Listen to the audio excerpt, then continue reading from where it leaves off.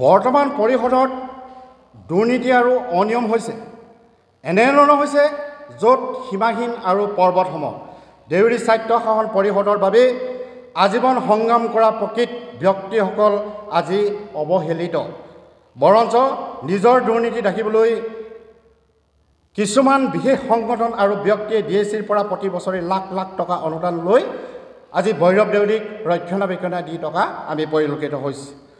ডিএচিৰ দুৰ্নীতি অনিয়মবোৰ ঢাকি ৰাখিবলৈ কেইজনমান তথাকথিত বুদ্ধিজীৱী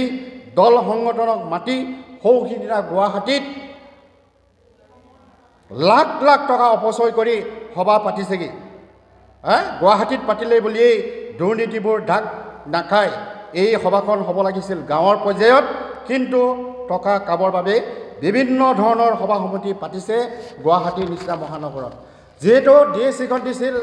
গাঁৱৰ মানুহৰ উন্নতিৰ কাৰণে গাঁৱৰ মানুহৰ জাতিৰ কাৰণে গাঁৱৰ মানুহৰ ভাষাৰ কাৰণে গাঁৱৰ মানুহৰ সংস্কৃতিৰ কাৰণে কিন্তু তেওঁলোকে আজি সভা সমিতি পাতিলেগৈ সুদূৰ মহানগৰত মুষ্টিমেয় কিছুমান বুদ্ধিজীৱী আৰু তথাকথিত দল সংগঠনক লৈ ভৈৰৱ দেউৰী কোন হয় তেওঁ একমাত্ৰ দেউৰী জাতিৰ নেতা নহয় সেইকাৰণে ডিএচিৰ একাউণ্ট ডিএচিলৈ যিখিনি পইচা আহে সেইটো ডিএচিৰ ৰাজধানী এলেকাত ৰাখিব লাগে কিন্তু তাকে নকৰি তেওঁলোকে কি কৰিলে ডিএচি বাহিৰৰ জেগাত মৰাণ ডিব্ৰুগড় তেনেকুৱা জেগাত ডনবোৰ ৰাখি অপব্যৱহাৰ কৰি ডন লুণ্ঠনৰ প্ৰয়াস কৰিছে বিম্বৰ দেউৰীৰ মৃত্যু দিৱসৰ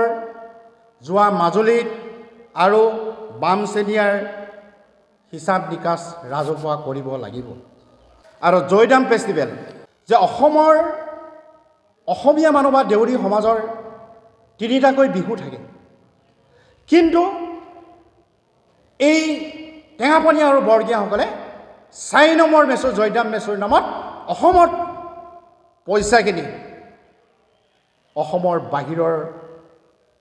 ওচৰৰ ৰাজ্য অৰুণাচলত বছৰি বছৰি লাখৰ পৰা লাখ লাখ টকা খৰচ কৰি ডন অপচয় ঘটাবলৈ তেওঁলোকে কুণ্ঠাবোধ কৰা নাই দেউৰী জাতি ক'ৰ পৰা উন্নয়ন হ'ব সেয়েহে আমি ক'ব বিচাৰিছোঁ তদন্ত কৰি উচিত ব্যৱস্থা কৰিবৰ কাৰণে আপোনালোকৰ যোগেদি আমি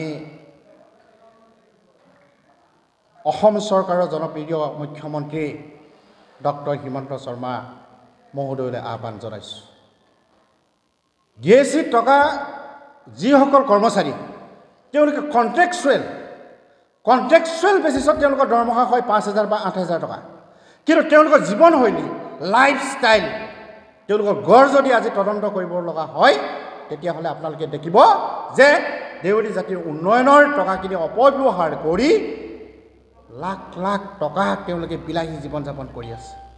পৰিষদত অহা ডন অন্যান্য আঁচনি টেঙাপনীয়াসকলে যদি ৰাতিপুৱা টাইমত ৱৰ্ক অৰ্ডাৰটো পায় তেতিয়াহ'লে আবেলিলৈকে তেওঁলোকৰ পে'মেণ্ট অৰ্ডাৰ ওলাই যায় কিন্তু দিবগীয়াসকলক লামচাম কিবা এটা টকা দি তেওঁলোকে কি কৰে ৱৰ্ক অৰ্ডাৰ দিওঁতে 3 মাহ দিন লগাই আৰু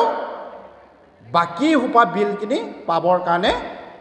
বছৰ বাই বছৰ দৌৰাই এই দিবগীয়াখিনিক হাৰাশাস্তি কৰি পেলায় সেয়েহে আমি তদন্ত কৰি ইয়াৰ উচিত ব্যৱস্থা ল'বৰ কাৰণে আহ্বান জনাইছোঁ আৰু পাৱাৰ টিলাৰৰ নামত বিভিন্ন দুখীয়া দৰিদ্ৰ শ্ৰেণীৰ খেতিয়কসকলৰ পৰা তেওঁলোকে লাখ লাখ টকা লৈ আজি পৰ্যন্ত তেওঁলোকে পাৱাৰ টিলাৰৰ স্কিম দিব পৰা নাই এইটোৰ ওপৰতো আমি তদন্ত কৰিবৰ কাৰণে আহ্বান জনাইছোঁ সেয়েহে আপোনালোকৰ মাধ্যমৰ যোগেদি আমি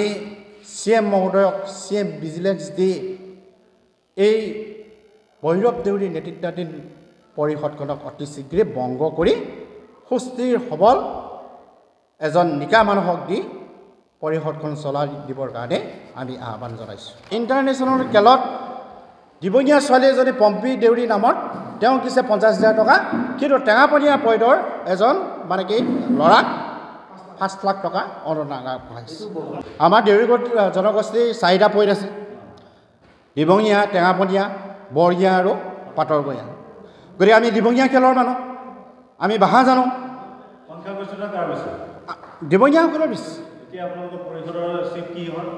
টেঙাপনীয়া ডেপুটি চিফ টেঙাপনীয়া ইচি টেঙাপনীয়া দুজনকৈ ইচি তেওঁলোকৰ পৰিষদৰ 5টা পৰিষদ ভাষা সংস্কৃতি আমাৰ নিমিলে তেওঁলোকে ভাষা নাজানে সংস্কৃতি নাই এইটোৱে আমাৰ মেইন মানে কি পইণ্টটো আমি আহ্বান জনাইছোঁ দেউৰী পৰিষদত যিখিনি দিবঙীয়াসকলৰ EM GM chairman vice chairman সকলো আছে সকলোকে আহ্বান জনাইছোঁ যে তেওঁলোকে দিবঙীয়া পৰিষদৰ হৈ একোজন মানে কি চিপ তৈয়াৰ কৰক শেষত মুগ জিমচেয়া মচিকানে আমজাই আহ্বান নদী মুগ জিমচেয়া মচিকানি দিবঙীয়া মচিকানি যো সকলোৱে যদি একগোট চেয়া দিনে দিন যাৰ অস্তিত্ব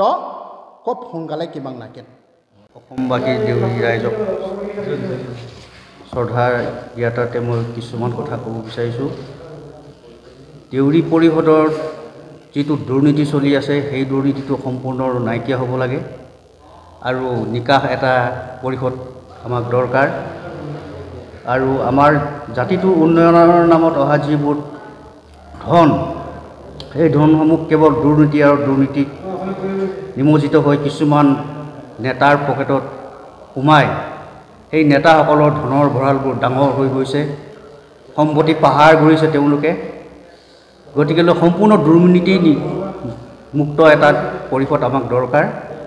গতিকেলৈ যিবোৰ ধন আহে পৰিষদলৈ সেই ধনসমূহ সঠিকভাৱে ব্যৱহাৰ কৰিব লাগে বুলি ব্যৱহাৰ হ'ব লাগে বুলি মোৰ ফালৰ পৰা অনুৰোধ জনাইছোঁ